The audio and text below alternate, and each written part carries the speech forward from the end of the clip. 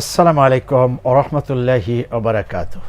আলহামদুলিল্লাহ ওয়াসসালাতু ওয়াসসালামু আলা রাসূলিল্লাহ আল্লাযী লা নাবিয়্যা বা'দা ওয়া আলা আলিহি ওয়া সাহবিহি আম্মা বাদ। সুপ্রিয় দর্শক, জুমাবারের বিশেষ অনুষ্ঠান জীবন ও চেতনা অনুষ্ঠান থেকে সকলকে জানাচ্ছি আন্তরিক মোবারকবাদ। বন্ধুগণ, রমাদান কারিম বিদায় হয়েছে 12, এর মধ্যে আরও আমাদের 11টি মাস আছে। এই 11টি মাসের শাওয়াল বর্তমানে চলছে। কি করব আমরা 11 মাস? আসুন সে বিষয়ে কথা বলি, জানি। আজকে এই বিষয়ে কথা বলার জন্য স্টুডিওতে আছেন বিশিষ্ট আলেমে দ্বীন অধ্যাপক আনামা রশিদ আহমদ মাদানী। আসসালামু আলাইকুম রহমতুল্লাহি ওয়া বারাকাতুহু। ওয়ালাইকুম আসসালাম রহমতুল্লাহি ওয়া বারাকাতুহু। আহলান ওয়া সাহলান। জাযাকাল্লাহু খাইরান। আমি ডক্টর শহীদুল ইসলাম বারাকাতি কথা বলবো ইনশাআল্লাহুল আজিজ। আসলেই আমরা একটা প্রশিক্ষণ পেয়েছিলাম রমাদান কারিমে ইমানি চেতনার জন্য, কোরআন কেন্দ্রিক জীবন রাখার জন্য এবং আল্লাহমুখী থাকার জন্য। রমাদান চলে গেছে, দুনিয়ার কাজকর্মে ব্যস্ত হয়ে গেল, ইবাদতটা ছেড়ে দিল। তো কাজকর্মে ব্যস্ত হওয়া কোনো দোষ নয়, ইবাদত ছাড়াটা এটা কতটুকু ঠিকভাবে ঠিক।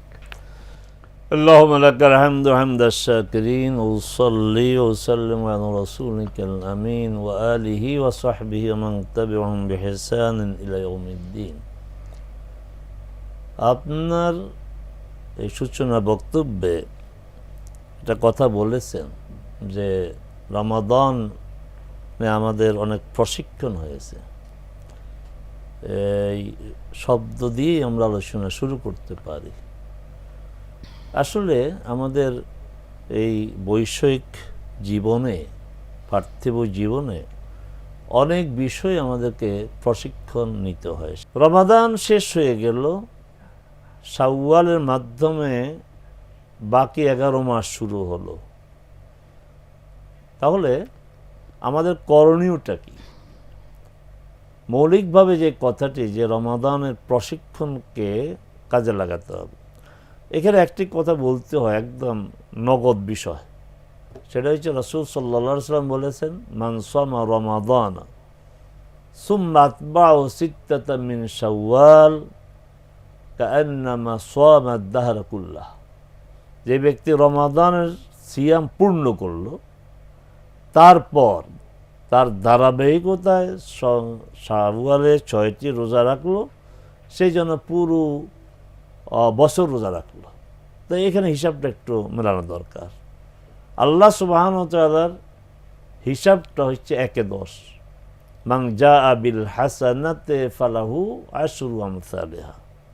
যে ব্যক্তি একটি ভালো কাজ করবে, সে 10টি ভালো কাজের অনুরূপ প্রতিদান পাবে। তো রমাদান 1 মাস, তো রমাদানের সিয়াম এই 1 মাস যদি আমরা 10 দিয়ে পূরণ দিই আল্লাহর হিসাব অনুযায়ী, তাহলে 10 মাস। তাহলে 10 মাসের সিয়ামের সওয়াব পাওয়া যাবে। থাকলো বাকি 2 মাস। সে 2 মাস 30 দিন 60 দিন না, 59 হইতে পারে, 60 হতে পারে। রাসূল সাল্লাল্লাহু আলাইহি ওয়াসাল্লাম বললেন 6 রোজা থাকো, ওই একই হিসাব, 6 10 60। তো 60 দিনের সিয়ামের সওয়াব পাওয়া যাবে। তো এই সিয়ামগুলো আমরা রাখব। আর এই 6 দিনের সিয়াম ধারাবাহিকভাবে রাখা যায়, ভেঙে ভেঙেও রাখা যায়। তবে রাসূল সাল্লাল্লাহু আলাইহি ওয়াসাল্লাম থেকে প্রমাণিত যেটি, সেটি তিনি ভেঙে ভেঙে রাখতেন যেন কষ্ট না হয়। তো আমরা এটা দিয়ে শুরু করি না, এটা দিয়ে শুরু করি। মানে হলো এই মাসের মধ্যে রাখলেই হলো, এই মাসের মধ্যে রাখলে ওই মর্যাদাটা পাওয়া যাবে। আচ্ছা, রমাদান কারিমে একটি ফরজ 70টি ফরজের মতো অন্য সময়ের। আসলে কি এই 6 দিনের ফরজগুলো অনুরূপভাবে ফজিলত পাবে? না, এটা তো রমাদানের ক্ষেত্রে বলেছে, তবে হাদিসটি দুর্বল। হাদিসটি দুর্বল হলো আমাদের সমস্যা নাই, আমরা তো পেতে চাই, আল্লাহ যদি দেন তো সমস্যা নাই।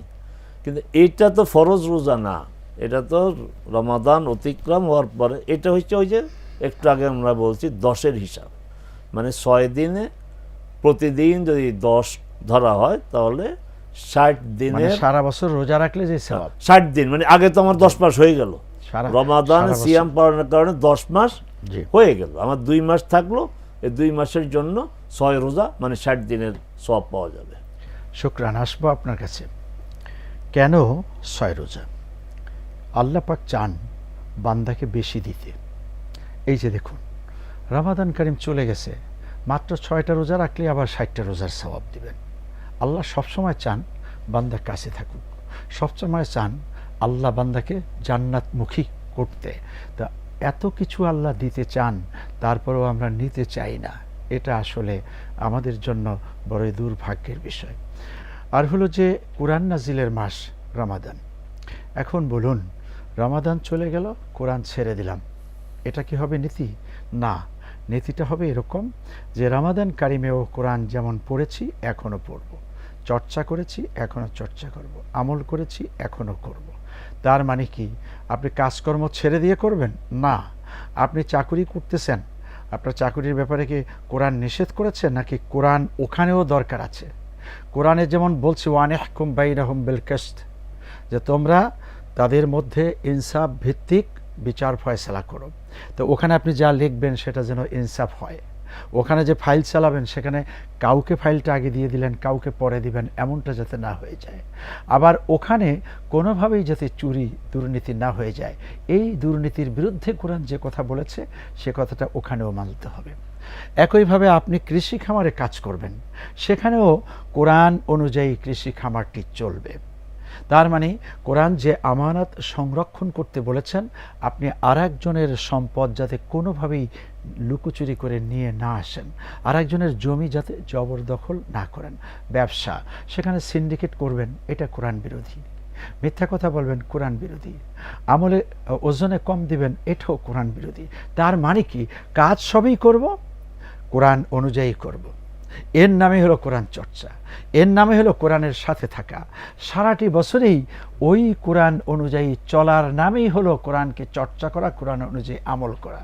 আর আমরা যেটা মনে করি যে কোরআন তেলাওয়াত করব, বুকের সাথে মিশাবো, মুখে একটু চুমু খাবো আর তাকের মধ্যে রেখে দেব, এর নাম হলো কোরআন। না, নাউজুবিল্লাহ, তাহলে আপনি আসল মেসেজটি বুঝেননি। আল্লাহ সুবহানাহু ওয়া তাআলা কি বললেন? ইন্না আনজালনাহু কুরআনান আরাবিয়্যান লাআল্লাকুম তাকিলুন।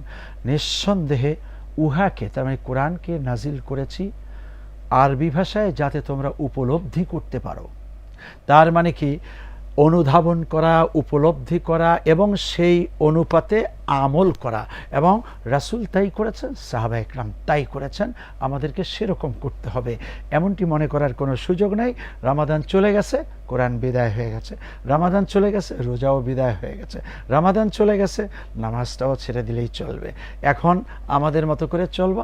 আবার শবে বরাত আসবে, আবার রমজান আসবে, তখন আল্লাহকে খুব সাংঘাতিকভাবে আঁকড়ে ধরবো। নাউজুবিল্লাহ, তাহলে আপনি বুঝেননি, ভুল করেছেন, ব্যর্থ আমরা এমন যদি করে থাকি। ঠিক তারাবি শেষ হয়ে গেছে, মসজিদ ছেড়ে দিয়েছে, নাউজুবিল্লাহ, এমনটি করা যাবে না। এখনও 5 ওয়াক্ত সালাত আছে, অতিরিক্ত সালাত এখনও পড়ার সুযোগ আছে। এবং মোহতারাম যেটা বলছেন ট্রেনিং, তার মানে কি, আমরা দেখি বিভিন্ন অফিস কর্তৃক ট্রেনিং ওয়ার্কশপ হয়, 1 দিনের, 3 দিনের অথবা 1 মাসের। দেখা গেল 3 দিনের ওয়ার্কশপ থেকে যে ট্রেনিংটা সে নিল, এটা তার অফিসে সারাটি বছর কাজে লাগালো। এখান থেকে যে উপলব্ধিটা অথবা রুটিনটা অথবা অ্যাক্টিভিটিসগুলো সে গ্রহণ করলো অথবা সে শিক্ষা দিল, এগুলিকে কাজে লাগালে ওনার নিজেরও র্যাঙ্ক বাড়ে, আবার লোকদেরও র্যাঙ্ক বাড়ে। দুনিয়া ও আখিরাত কামিয়াব হওয়ার জন্য রমাদান কারিমের এই ট্রেনিং কাজে লাগালে পরে র্যাঙ্ক বাড়বে। আল্লাহ পাক তৌফিক এনায়েত করুন। মোহতারাম, এবার জানতে চাচ্ছি শাওয়ালের 6 রোজায়, এটা সাধারণত মায়েরা বোনেরা প্রায় প্রশ্ন করে থাকেন, ওনাদের পিরিয়ডকালীন সময় কিছু রোজা ছুটে গেছে, এখন এই রোজা আগে রাখবে নাকি পিরিয়ডকালীন ছুটে যাওয়া রোজাটা আগে রাখবে? খুবই যৌক্তিক একটি প্রশ্ন। আমাদের মা বোনদের তো এইভাবে রমাদানে 3 থেকে 10 তাদের এই মেয়াদটা মাসিকের, এটা হবেই, কারো 3, কারো 4, কারো 5 দিন। এই সময়টিতে আল্লাহ সুবহানাহু ওয়া তাআলা তার বান্দীদেরকে 2টি ছাড় দিয়েছে। একটি হচ্ছে তার সলাত মওকুফ, সলাত আদায় করবে না, আরেকটা হচ্ছে সিয়াম পালন করবে না। আচ্ছা, সলাতের বিষয়টা হচ্ছে একদম আল্লাহ শতভাগ ছাড় দিয়েছে, না এই সলাৎগুলো আর আদায় করতে হবে না, এটা বিশেষ অনুগ্রহ আল্লাহর তার বান্দীদের উপর। কিন্তু সিয়ামটা রাখতে হবে, সেই সিয়ামটা গনে গনে রাখতে হবে। কারণ আল্লাহ সুবহানাহু ওয়া তাআলা বলছেন, ফামান কানা মিনকুম মারিদান আও আলা সাফারিন ফাইদ্দাতুন মিন আইয়ামিন উখর। যে ব্যক্তি সফরে থাকবে, যে ব্যক্তি অসুস্থ, এটা একটা অসুস্থতা। আচ্ছা, তাহলে গনে গনে ফাইদ্দাতুন মিন আইয়াম, 3 দিন বাদ 3 দিন রাখতে হবে, 5 দিন বাদ 5 দিন রাখতে হবে। তাহলে এখানে একটা কথা কি, আপনি যদি 5 দিন সিয়াম পালন করেন নাই, করতে পারেন নাই, তাহলে আপনি রমাদানের 25টি রোজা রাখলেন, এবার 30টি হয়েছে, তাহলে বাকি 5টি আপনার জিম্মায় দায়িত্বে থেকে গেল, আপনার রমজানের রোজা পূর্ণ হলো না। তাহলে 5 দিন রাখলে আপনার রমাদানের সিয়াম পূর্ণ হলো। রাসূল সাল্লাল্লাহু আলাইহি ওয়াসাল্লাম বলছেন, মান সামা রমাদান, রমাদানের সিয়াম রাখলো, সুম্মা আতবা, অতঃপর তার অনুসরণে 6টি রোজা, তাহলে আপনার দায়িত্ব তো এখনো 5টি রোজা থেকে গেল, 60টি হইলে 60টি থেকে গেল।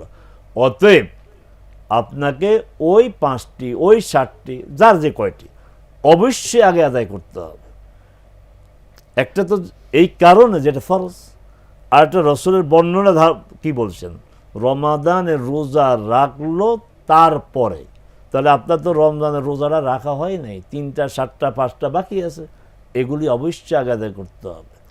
এখন দেখা গেল যদি হয় 5টি রোজা বা 10টাই তার ছুটে গিয়েছে, 10 দিন তার পিরিয়ড ছিল, 10টা ছুটে গেছে, এই 10টা রাখবে, আবার হলো যে 6টা রাখবে, স্বাস্থ্য অ্যালাউ করে না, এই ক্ষেত্রে কি করণীয় আছে? আবার হলো এটা রাখতে হবে শাওয়ালের ভিতরে।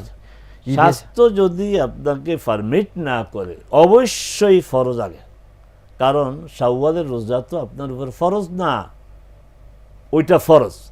শাওয়ালের রোজা যদি আপনি রাখতে না পারেন, আপনার যে 10টা বা 8টা যে কটে রাখার পরে আবার 6টা রাখা আপনার জন্য কষ্টকর হয়, আপনি রাখবেন না, কিন্তু অবশ্যই ফরজটা আগে রাখতে হবে। এখানে আমাদের কানে মাঝে মধ্যে কথা আসে যে একই নিয়তে 2টা রেখে দিল, মানে আমার যে 6টা বাদ পড়লো, ওই 6টার ফরজ রোজার সাথে আমি শাওয়াল রোজার নিয়ত করি না, এটা হবে না।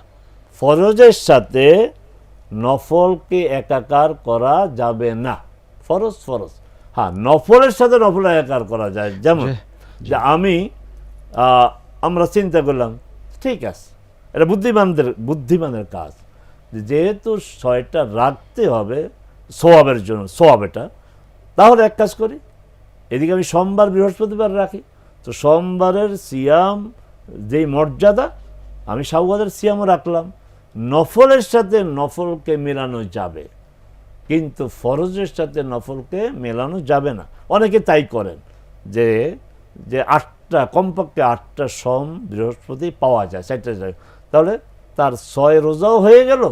সোমবার বৃহস্পতির যে সিয়ামের যে মর্যাদা, রাসূল সাল্লাল্লাহু আলাইহি ওয়াসাল্লাম বলে, কেন আপনি এই 2 দিন রোজা রাখেন? তিনি বললেন যে এই 2 দিন তুরাদু আমালুল ইবাদি ইলাল্লাহ ওয়া আনা উহিব্বু আন ইউরাদ আমালি ওয়া আনা সাইম। এই 2 দিন আল্লাহ সুবহানাহু ওয়া তাআলার কাছে সাপ্তাহিক আমল পেশ করা হয়, আর আমি এটা চাই যে আমার আমলটা যেন আল্লাহর কাছে যায় এই অবস্থায় যে আমি রোজাদার। অতএব যদি এইভাবে রোজা রাখা হয়, তো 2টা সিয়ামের মর্যাদা আপনি পাবেন, সোমবার এবং শাওয়ালের রোজা। কিন্তু এই 6 রোজা, বিশেষ করে মা বোনরা যদি ফরজ রোজার আপনার নিয়তে রাখেন যে 6 রোজাও হবে, ফরজ রোজা না, এটা হবে না, ফরজের সাথে নফলকে মিলানো যাবে না। একইভাবে আইয়ামে বিয়েদের রোজা 13, 14, 15, সেটার সাথেও আপনি যুক্ত করতে পারেন শাওয়ালের রোজা, অর্থাৎ আইয়ামে বীজও রাখলো, আইয়ামে বীজের 3টা, ওখানে 3টার সাথে আপনার শাওয়ালের 3টা হয়ে গেল, আবার আগে পরে বাকি 3টা। এই কথাটা ভালো করে মনে রাখতে হবে, আমরা নফলের সাথে নফলকে মিলাতে পারি। যেমন এই জুমার দিন গোসল করা সুন্নাহ, ঈদের দিন গোসল করা সুন্নাহ। এখন জুমার দিন, যেন কি এবার বাংলাদেশ মানে পাকিস্তান ইন্ডিয়া ছাড়া বাকি বিশ্বে এবার জুমার দিনে ঈদ হয়েছে। তা এখন যেন কোনো আল্লাহর বান্দা গোসল করলো, দুইটা গোসলের কোনো দরকার নেই, একই গোসলে এসে নিয়ত করবে এটা আমার জুমার গোসল, এটা আমার ঈদের গোসল, তোর দুই সওয়াব সে এক আমাদের মধ্যে পাওয়া যায়। এটাকে বলা হয় ইজতিমাউন নিয়াতাইন, মানে নিয়তকে আপনার একসাথে করা। তাহলে দুইটা নিয়ত একই কাজে, একটা হচ্ছে জুমার গোসল আর একটা হচ্ছে ঈদের গোসল, এক গোসলে সে দুই গোসলের সওয়াব পাবে, এখানে তার আলাদা গোসলের কোনো প্রয়োজন নেই। রামাদান কারিমের প্র্যাকটিস 11 মাসে কিভাবে হবে এটাকে আমরা একটু চিন্তা করে রুটিন করতে পারি। আমার তো অফিসের রুটিন আছে, আমার ব্যবসা বাণিজ্যের রুটিন আছে, কয়টায় ঘুম থেকে উঠব, আবার কতক্ষণ পর্যন্ত আমি ব্যবসা চালাবো, কখন আবার অফিস থেকে চলে আসবো, কখন আবার কিছু খেয়ে দে। এই যে রুটিনটা আছে, ইবাদতের রুটিনটাও আমরা করে নিতে পারি খুব সহজে। যেমন এই যে রমাদান কারিমে রোজা রেখেছেন, এখন সোমবার বৃহস্পতিবারের রোজা, তাহলে রোজা কিছুটা পেলাম, আবার আইয়ামে বীজের রোজা কিছুটা পেলাম। এবার আপনি তারাবি কিভাবে পড়বেন? না, তারাবির দরকার নেই। তারাবি মানে কি? কিয়ামুল লাইল, রাত্রিতে জাগ্রত থেকে সলাত আদায় করা। এটা কি রমাদান কারিমে করেছি, এই সময় রাত্রিতে জাগ্রত থেকে কি আপনি সলাত আদায় করতে পারবেন না? রাসূল কারীম সাল্লাল্লাহু আলাইহি ওয়াসাল্লাম এবং সাহাবায়ে কেরাম এবং এই পৃথিবীতে যারা আল্লাহর মাহবুব বান্দা, তারা রাত্রিতে দুরাকাত করে সলাত আদায় করেন। সেই সলাত আপনি যদি রমাদান কারিমের পরে 11 মাসেও এশা সলাতের পরে কিছু সলাত আদায় করে আমরা ঘুমাতে পারি, আবার তাহাজ্জুদে উঠে তখন আমরা তাহাজ্জুদ পড়তে পারি। এই যে রাত্রিতে সলাতের পরিমাণটা একটু বাড়ায় দিলেই হয়ে যায়। রমাদান কারিমে তারাবি পড়ছি দেখে এখন তারাবি নাই, নামাজই নাই, তাহাজ্জুদও নাই, এমনটি চিন্তা করাটাই তো হলো আসলে আল্লাহ বিমুখ হয়ে যাওয়া। আবার হলো রমাদান কারিমে দান সদকা করেছি, এখন কি বন্ধ? এখনও সেটা করা যাবে। রমাদান কারিমে জাকাত দিয়েছি, এখন কি জাকাত বন্ধ? এখনও সেটা করা যাবে। জাকাত তো হলো যে দরিদ্রদেরকে সবসময়ের জন্য সহযোগিতা করে তাদেরকে প্রোভাইড করার চেষ্টা করা। তো দারিদ্র্য বিমোচন শুধু রমজান মাসে হবে, সারা বছর হবে না। এই কর্মসূচি সারাটি বছর চলবে। মোমেন কোনো এক সময় সেজদা দিবে আর অন্য সময় সে সেজদা বিমুখ হয়ে থাকবে, এটা মোমেনের কাজ না। অতএব আমরা ছোট্ট হলেও একটা রুটিন করে নেব যে রমাদান কারিমের পরেও প্রত্যেক দিন অর্থাৎ 24 ঘন্টার একটা রুটিনে 5 ওয়াক্ত সালাত তো আছেই, কিছু নফল সালাত এই নামাজের পরে পরে পড়া যায়। বিশেষ সময়গুলিতে আবার যেমন ইশরাক পড়া যাবে, সালাতুদ দোহা পড়া যাবে। আবার হলো রাত্রিতে ঘুমাবার আগে একটু নামাজ পড়লাম, জাগ্রত হয়ে আবার নামাজ পড়লাম। এইভাবে আমরা যদি একটা প্র্যাকটিস করি তাহলে পরে নামাজের আমলটা চলতেই থাকবে। একইভাবে কোরআন তেলাওয়াত, এটাকে একটু পাঠ করে নেই, একটা করে আয়াত যদি অর্থসহ বুঝে পড়ি তাহলে একটি বছরে মিনিমাম 360টি আয়াত, এটা আমাদের জানা হয়ে যাবে, বোঝা হয়ে যাবে। একটা হাদিসও যদি অর্থসহ পড়ি তাহলে একটা বছরে কত হাদিস স্টক হয়ে যাবে কলিজার ভিতরে। এইভাবে আমরা একটু একটু করে আমল করব, খুব বেশি চাপ না নিলেও ওই ট্রেনিংয়ের কিছু বাস্তবায়ন যাতে আমাদের মধ্যে থাকে। রমাদান কারিমের পরে একটা ভিন্ন টেন্ডেন্সি কিছু মানুষের হয়, তার মানে 1 মাস টানা ইবাদত করার পরে একদল মানুষ মনে করে যে এখন ইবাদতের মাস চলে গেল, নিঃশ্বাস ফেলালাম, এখন খাবো দাবো চলবো। একটা মানসিকতা এরকম। আর কিছু মানুষের আলহামদুলিল্লাহ মানসিকতা এরকমই হয়, রমাদান চলে গেল কান্নায় ভেঙে পড়লো, যে নেয়ামত পেয়েছিলাম এই নেয়ামত হারালাম, আবার পাবো কিনা জানি না। যেটা রাসূল করেছেন, সাহাবায়ে কেরাম করেছেন। এখন এই মানসিকতা থেকে ফিরিয়ে আনার, অর্থাৎ রমাদান চলে গেল বেঁচে গেলাম, এই মানসিকতা থেকে ফিরিয়ে আনার জন্য আমরা এখান থেকে কি টিপস দিতে পারি? ধন্যবাদ আপনাকে। আপনিও তো ইতিমধ্যে অনেকগুলি কথা বলেছেন যে রমাদান চলে গেলেই আমাদের আমল বন্ধ হয়ে যাবে, এটা তো ঠিক না। রমাদান তো যে ট্রেনিংয়ের বিষয়গুলিকে পরবর্তী জীবনে অনুশীলন করতে হবে, কাজে লাগাতে হবে। এই যে রমাদানে এই যে আমাদের মধ্যে একটা শ্রেণী রোজা রাখে, তারাবি পড়ে, এবং দৃষ্টিভঙ্গিটাতে এমন যে রমাদানই বোধহয় সব আমল করার সময়, এরপরে কোনো আমল নাই। এই দৃষ্টিভঙ্গি থেকে বেরিয়ে আসতে হবে, এই দৃষ্টিভঙ্গি বেরিয়ে আসতে হবে। রমাদান কোরআন নাজিলের মাস, এখানে সিয়াম রাখতে হবে, কোরআন কেন্দ্রিক একটা চর্চা হবে। কথা সত্য, তারাবি আছে, সহর খাওয়া, উঠে তাহাজ্জুদ পড়া, কিন্তু এগুলি তো আমার বাকি জীবনের জন্য আমার কাজে লাগাতে হবে। এই টিপস তো এটাই যে আমাকে ভাবতে হবে যে আমি যেইভাবে রমাদানে আল্লাহকে ভালোবেসে কাজগুলি করেছি, সে আল্লাহ তো আছেন, আমি আল্লাহর বান্দা হিসেবে আছি, তাকে তো আমার সবসময় সন্তুষ্ট রাখার জন্য চেষ্টা করতে হবে। আমাকে বেছে বেছে ওই আমলগুলি করতে হবে যেগুলি আল্লাহ পছন্দ করেন। আরেকটা বিষয় রাসূল সাল্লাল্লাহু আলাইহি ওয়াসাল্লাম বলেছেন, আহাব্বুল আমালে ইনদাল্লাহি আদওয়ামুহা ওয়া ইন কাল, আল্লাহর কাছে সবচেয়ে প্রিয় আমল হচ্ছে স্থায়ী আমল, সবসময়ের আমল, সেটা পরিমাণে কম হোক। এখন যে অভ্যাসটা হয়েছে আপনার তারাবি, তারপর কিয়ামুল লাইল, সুহুর হওয়ার পরে আবার যেটা, তো এটা অব্যাহত রাখেন।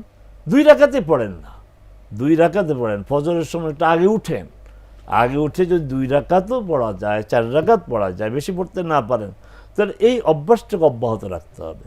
কোরআন মাজিদ পড়ার একটা অভ্যাস হয়েছে, চর্চার করার একটা অভ্যাস হয়েছে, ওই আদওয়ামুহা টেকসই হইতে হবে। আল্লাহর কাছে আমল ওইটাই বেশি পছন্দনীয় যেটা টেকসই। এই করলাম ইমোশনাল হয়ে আবার ছেড়ে দিলাম না, এটা আল্লাহ পছন্দ করেন না।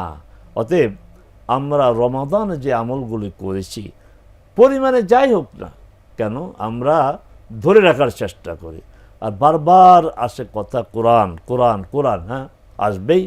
কোরআন তো আমাদের হেদায়েতের মূল উৎস, এখান থেকে আমরা আলো নেব। কোরআনকে হুদা বলা হয়েছে, নূর বলা হয়েছে, রাহমা বলা হয়, শিফাউন লিমা ফিস সুদূর। আমার এই যে বুকের ভিতরে যা অংশটার জন্য এটা হচ্ছে আরোগ্য, সেই কোরআনের সাথে সম্পর্ক রাখবেন কিভাবে?